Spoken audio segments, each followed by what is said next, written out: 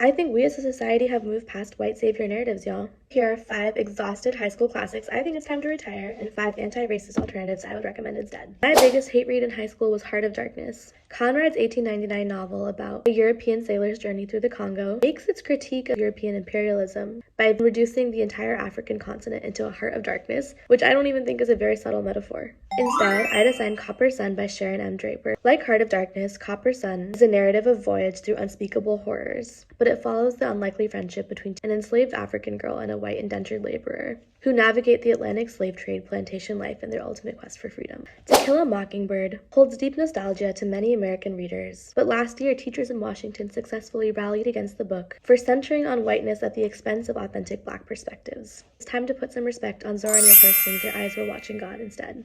Hurston's iconic novel also charts a coming-of-age arc of a young woman in the South. But hers follows the journey of a young Black woman navigating love and life against the legacy of slavery in Black communities in Florida. Lord of the Flies, much like public high school itself, felt like a fever dream. This 1954 novel is very preoccupied with the darkness inside children's hearts. Instead, I'd recommend a book about children trying to save the world, specifically Octavia Butler's Parable of the Sower, which follows a 14-year-old girl trying to lead her community to survival. The protagonist Lauren's faith and vision in the face of deadly adult inadequacy will certainly resonate with the generation of high school students who came of age during a deadly global pandemic, climate change, and the general erosion of our democracy. Frost writes about a quintessentially American landscape that includes snow, apples, birds, trees, lumberjacks, and also somehow not a single person of color. I'd recommend Natalie Diaz's post-colonial love poem. Diaz is an Indigenous and Latina poet whose work grapples with themes of American identity and environment from those at the margins. I read The Crucible, a novel about the Salem witch trials in 10th grade, coincidentally during the height of the Me Too movement,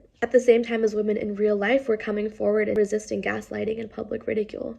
Which is why I'd recommend Chanel Miller's Know My Name. Not only is Know My Name a testament of a rape survivor's dignity and resilience, but it's also a narrative about narrative, challenging us to think about the ways that media and society regard survivors and perpetrators, as well as what it takes to regain one's agency and voice.